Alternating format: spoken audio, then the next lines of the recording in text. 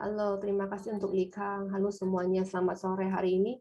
Setelah kita mendengarkan beberapa cerita dari pengguna yang lain ya, nah kita akan membiarkan Anda tahu apa tentang kesehatan jantung kita ya. Nah, kita akan jadi kayak minggu lalu kita juga udah melihat sistem sirkulasi gitu dan metabolisme juga nih. Nah, Seniji itu kan juga bisa kayak memberikan kita stimulasi yang efektif gitu ya kepada metabolisme gitu, dan dia tuh ada komponen apa yang bisa membiarkan kita berfungsi seperti ini karena dia ada fermentasi sekitar 1.200 hari dan juga fermentasi 65 jenis tanaman, 15 jenis probiotik dan juga 13 jenis prebiotik. Nah, dalam 1.200 hari ini, nah banyak sekali kayak komponen-komponen nutrisi yang kecil ya yang udah kayak diperbagus gitu dan udah lumayan kecil dan bahkan bisa sampai dimakan langsung oleh usus kecil kita dan juga untuk janin kita.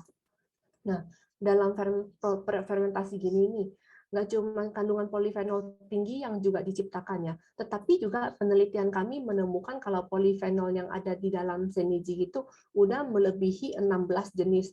Jadi polifenol itu juga beberapa jenis antioksidan itu yang bisa membiarkan tubuh kita sehat dalam berbagai macam cara.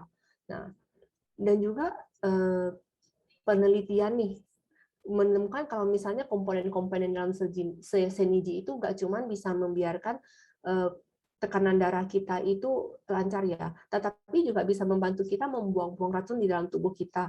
Dia juga bisa membantu kita melindungi hati kita dan juga bisa membantu kita menambahkan regenerasi sel kita juga. Nah, jadi tuh karena dia juga bisa membantu kita tuh mengurangi juga kalau misalnya kalau tubuh kita udah tertimbun lemak-lemak yang tidak bagus gitu, dan juga karena dia udah melewati fermentasi yang sangat panjang, dia juga bisa menurunkan tekanan darah kita. Nah, untuk hari ini kita akan melihat tentang kardiovaskular ini nih.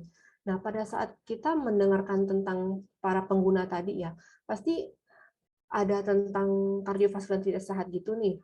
Ada kayak kondisi-kondisi tertentu, misalnya hipertensi atau kolesterol yang tinggi. Jadi kalau kita tidak menjaga kayak kedua kondisi ini nih, kita tuh bisa membiarkan kita ada terkena resiko jantungan atau enggak stroke juga. Dan juga kayak jantungan itu dan stroke itu ya, itu tuh dalam semua negara itu adalah tingkatan pertama paling tinggi yang membunuh banyak-banyak orang di semua negara itu ya. Dan juga tidak cuma kematian itu dikarenakan untuk jantungan gitu nih, dan juga hipertensi dan tekanan darah tinggi dan jantungan juga, itu juga bukan sesuatu yang dilakukan dalam satu malam juga, tetapi simptom-simptom ini nih dilakukan itu di dalam sistem peredaran darah kita dan terjadinya itu lumayan lama.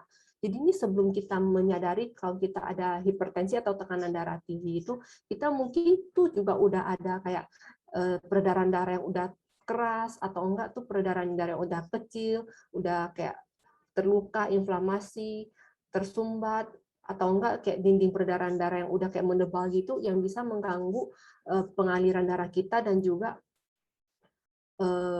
formasi trombus kita ya, dan juga bisa mengarah ke simptom-simptom kardiovaskular yang tidak sehat. Nah, hal ini tuh tidak bisa kita lihat dengan mata kita ya, tetapi kondisi dan simptom ini tuh bisa membiarkan kita pelan-pelan melihat, oh bagaimana kardiovaskular yang tidak sehat sistemnya itu seperti gimana dan akan membiarkan Anda terkena penyakit-penyakit yang tidak sehat. Nah, pada banyak saat pas kita ngomong tentang kayak jantungan dan stroke ini nih, kita kan kurang tahu nih apa yang mengakibatkan kedua hal itu. Padahal kedua itu ternyata adalah kondisi yang akan terjadi pada waktu-waktu yang lumayan lama. Ini yang disebut juga dengan arterioklorosis ya, yang kayak di mana tuh kalau misalnya kalau kalian terkena simptom atau penyakit ini, dia akan membuat Anda itu akan terkena banyak sekali penyakit-penyakit yang akan berhubungan dengan jantung dan penyakit kronis yang ada hubungan dengan jantung juga. Dan juga sistem peredaran kita nih selalu kayak lancar gitu ya dan tanpa ada kayak sumbatan-sumbatan atau halangan yang tidak baik. Tetapi mungkin karena kita tuh setiap harinya itu ada kebiasaan buruk atau enggak makan makanan tidak sehat. Jadi sistem peredaran kita itu mulai ada radikal-radikal bebas gitu juga yang akan mulai merusak kayak dinding dalam dan peredaran darah kita itu. Kalau misalnya nih masalah ini kita tidak kontrol gini, itu akan disebut juga stres oksidatif ya dalam tubuh kita gitu. Dan juga dia akan membiarkan banyak sekali barang-barang yang akan teroksidasi. Nah, pada akhirnya nih barang-barang teroksidasi ini akan membiarkan luka atau inflamasi kayak peradangan gitu di dalam tubuh kita. Dan juga di dalam dinding-dinding kita itu setelah terinflamasi itu akan membuat luka gitu ya. Nah, kalau misalnya luka nih, apa yang akan terjadi? Nah, kalau misalnya luka nih dinding di dalam tubuh kita atau enggak sistem peredaran darah kita itu akan jadi makin tebal gitu. Karena kalau misalnya dia makin tebal gitu, itu akan mulai kayak menarik kayak kandungan-kandungan yang terkandung di dalam kayak sistem peredaran darah kita ya. Dan bahkan tuh dia juga akan termasuk kayak lemak-lemak, kolesterol yang tidak sehat, atau enggak mineral-mineral lain yang ada di dalam kayak sistem peredaran darah kita, atau enggak tuh kayak pembuluh darah lah sebutannya. Kayak contohnya mungkin kalsium. Nah, semua ini akan mungkin kayak nempel di dalam kayak peredaran darah kita ya. Waktu dia nempel nih, itu kan udah terkena inflamasi dan dia akan mulai kayak menarik leukosit gitu. Sistem leukosit itu kita sebut juga dengan sel-sel darah putih ya, sel-sel darah putih dan juga sel-sel imun kita. Nah, kalau misalnya sel-sel ini semua udah terinflamasi atau nggak terkena peradangan, nah semua kayak partikel-partikel ini kan akan menempel kepada dinding-dindingnya dan juga mulai akan kayak menempel dan berkembang menjadi sebuah plak gitu. Dah plak-plak ini nih pada saat dia menempel di dinding akan membuat peredaran darah kita itu makin kecil. Nah, karena dia plaknya makin tebal, sistem darah kita akan makin kecil dan juga plak ini akan bertambah makin besar dan akan makin banyak partikel yang akan bisa menempel di dalam dinding dalam peredaran darah kita. Nah, kalau misalnya nih kita lihat di dalam foto ini nih. Nah, kalau misalnya dinding darah kita makin tebal gitu ya, sel-sel peredaran darah kita itu akan terganggu. Pada saat terganggu itu, ya, dia kan akan membuat kayak penyakit yang tidak bagus gitu ya, dan juga akan membiarkan otak-otak kita juga terkena hal-hal yang tidak sehat. Nah, pada seorang bertanya nih, kenapa makanan yang tidak sehat itu bisa membuat kita ada sistem kardiovaskular yang tidak sehat, dan gimana mengurangi resikonya. Nah, kita tuh harus ingat kalau misalnya sistem kardiovaskular tidak sehat itu harus dimulai dari diet kita. Yang pertama itu kita harus makan lemak-lemak yang sehat. Nah, banyak orang yang merasa nih, kalau misalnya untuk penyakit hati itu atau jantung itu mereka tuh tidak boleh makan minyak karena mereka takut ada kolesterol yang lebih banyak kan.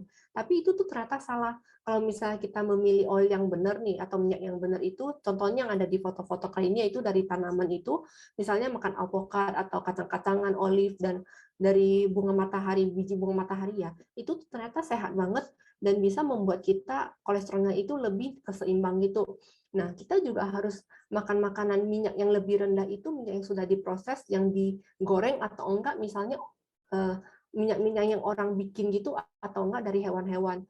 Nah, itu kurang baik ya. Dan juga yang kedua itu adalah tata cara masak kita. Kalau misalnya kita masak dengan kayak minyak-minyak yang lebih sedikit nih, itu kan akan lebih baik. Dan juga kalau misalnya kita bisa tahu, oh bagaimana cara yang benar untuk menggoreng makanan dengan minyak gitu ya, itu akan lebih baik lagi. Nah, gimana sih cara kalian itu harus menggoreng dan memasak itu dalam minyak dan di suhu yang tinggi itu karena kalian harus memilih minyak yang bagus juga dan jangan pernah menggunakan minyak seperti minyak zaitun gitu untuk masak. Kenapa? Karena minyak zaitun itu kalau terkena minyak yang lebih tinggi itu akan merusak kandungan minyaknya dan akan kalau misalnya dia masuk ke dalam tubuh kalian ini nih, itu akan membiarkan kayak partikel-partikel bebas itu akan bertambah lebih banyak. Jadi malahan kalian itu harus memilih minyak-minyak yang lebih baik gitu. Dan juga harus memilih jenis-jenis minyak yang lebih bagus itu untuk masak. Nah, contoh nih beberapa jenis cara masak yang baik itu adalah menggunakan minyak yang lebih sedikit, yaitu misalnya kalian bisa kukus, kalian bisa rebus, bisa di aja atau enggak dipanggang atau enggak kalian bisa kayak dikukus kayak gitu juga ya. Nah, yang ketiga itu adalah kalian harus makan makanan dengan mengandung fiber yang lebih tinggi atau enggak antioksidan yang lebih tinggi. Nah, kalau misalnya kalian punya kandungan fiber dan nutrisen yang tinggi itu, yaitu kalian makan lebih banyak buah-buahan dan sayur-sayuran. Karena kita perlu fiber nggak cuma untuk biar pencernaan kita lancar ya, tetapi fiber-fiber itu juga bisa serat-serat ya kalau kita sebutnya ya, bisa membantu kita menyerap kolesterol yang lebih jelek yang di dalam tubuh kita juga. Dan setelah misalnya udah diserap, akan dikeluarkan pada saat kita membuang air juga. Nah, dan juga ini bisa membuat kita menurunkan kolesterol dalam tubuh kita. Antioksidan bisa membantu kita melawan radikal-radikal bebas ini ya. Dan juga bisa membantu oksidasi gitu untuk dikurangin. Yang keempat itu kalau misalnya kita makan protein yang di dalam tanaman gitu nih, mereka bisa mempunyai kandungan lemak itu lebih rendah. Nah, yaitu yang lebih baik untuk kardiovaskular kita, sistem perjantungan kita ya. Ini karena banyak penelitian makan bilang kalau misalnya vegetarian orang itu akan lebih baik untuk kesehatan jantung kita. Dan juga kita harus makan lebih banyak garam ya. Nah, karena kalau garam itu bisa mengurangi hipertensi. Yang terakhir tuh kalau misalnya kalian lagi memikirkan nih ada suplemen yang bisa membantu kita meningkatkan sistem peredaran darah kita enggak atau enggak sistem kardiovaskular kita. Ada, makanya kalau misalnya kalian makan suplemen itu kan harus makan mereka dengan secara teratur. Nah, yang ketujuh nih di slide ketujuh ini kita ada pertanyaan kedua, yaitu apa itu kandungan LX yang itu kenapa bisa membuat kita ada sistem sirkulasi darah yang baik nih. Nah, yang pertama itu ada kandungan L-arginin itu, yang pada saat kalau dia masuk ke dalam tubuh kita, dia itu akan diubah menjadi oksidasi nitrik. Nitrik oxide ini bukan sesuatu yang sangat-sangat spesial ya, karena itu tubuh kita itu ada produksi sendiri juga. Nah, tetapi kalian tetap harus makan makanan yang mengandung L-arginin ini supaya dia tuh bisa diubah kepada nitrik oxide ini. Nah, tubuh kita nih ada fungsi-fungsinya yang bisa mengubah itu kepada nitric oxide, tetapi kamu tetap harus memberikan mereka dengan materialnya yaitu L-arginin gitu ya. Jadi karena kalau misalnya kalian tidak ada kandungan ini, tubuh kita tidak bisa mengubahnya. Nah, kenapa kalau nitric oxide ini penting buat tubuh kita nih dan sistem peredaran darah kita? Karena menurut penelitian itu, kalau kandungan nitric oxide itu bisa membiarkan tubuh kita mengirim sinyal kepada sistem peredaran darah kita dan membiarkan mereka tahu nih, oh ini udah waktunya untuk kalian untuk lebih kayak longgar gitu ya. Jadi kalau misalnya kalian punya kandungan yang lebih cukup ini, sistem peredaran darah kalian akan lebih jadi kayak lebih encer gitu, lebih santai gitu. Nah, jadi pada saat santai peredaran darah kalian itu akan lebih lancar gitu juga. Dan juga akan lebih elastik ya kalau misalnya sistem peredaran darah kalian itu, karena kalau misalnya orang yang lebih tua gini nih akan membiarkan akan membiarkan kalau misalnya peredaran darah kalian itu lebih tegang dan lebih keras gitu juga. Yang kedua itu ada itu kunyit. Nah, jangan salah lihat ya antara kunyit gitu ya. Dan nah, kalau misalnya kalian merasa nih kalau cuman kunyit gitu, kalau misalnya kita pakai persentase, dia cuma mengandung 3% ya dari yang kita gunakan yaitu kunyit kuning ini, dan dia kan menggunakan dan dia itu kita ambil ekstraksinya itu dari ekstraksi kunyitnya langsung, jadi itu akan lebih terkonsentrasi juga. Nah, dan juga kalau misalnya kita menemukan nih dari penelitian kita itu ya, kalau misalnya kurkumin ini ditambah dengan L-arginin ini ya, bisa menambah kita meningkatkan produksi nitrik oksid kita hingga 40% gitu, dan akan lebih banyak lagi kalau misalnya kalian menambahkan ekstraksinya. Kalau misalnya kalian dibandingkan hanya mengkonsumsi L-arginin dengan tersendirinya gitu. Penelitian kami juga menemukan kalau misalnya kurkumin ini bisa mengurangi kolesterol-kolesterol yang buruk ya, dan juga bisa meningkatkan kolesterol yang lebih bagus. Ini artinya itu LDL kita akan lebih tinggi dan HDL kita akan bertambah juga. Nah, kalau misalnya ini kayak bisa meningkat itu tuh bagus banget buat kita untuk mengontrol kolesterol kita nih. Dan juga ini juga sangat bagus nih buat kita itu bisa mengurangi inflamasi dalam sistem peredaran darah kita. Dan juga karena ada kandungan-kandungan ini dan ini tuh bisa membuat kita itu bagus buat sistem peredaran darah kita gitu ya. Jadi pada saat kita sebutkan sebelumnya gitu juga, kalau misalnya ada orang yang ada penyakit arteriosklerosis, nah kalau enggak progresi atau apa itu yang dikarenakan oleh inflamasi ini, nah atau enggak radikal-radikal bebas ini, partikel-partikel bebas ya, Nah, jadi kalau misalnya untuk mengurangi inflamasi ini bisa bagus banget untuk sistem peredaran darah kita. Nah, untuk kita lihat selanjutnya ini, nggak nggak semua kayak kuniji itu tuh sama ya, karena kalau misalnya teknologi-teknologi yang berbeda dan produksinya itu, kalian bisa lihat kalau misalnya udah dipaten nih, itu akan lebih larut itu lebih gampang ya, dan juga berarti kalian bisa lebih gampang mengabsorpsi dan ada lebih banyak efektivitasnya juga. Nah, kalau misalnya udah ada patennya juga, dia juga akan lebih ada banyak kayak keragamannya juga ya, dan dia akan 4 kali lebih banyak manfaat daripada yang biasa saja.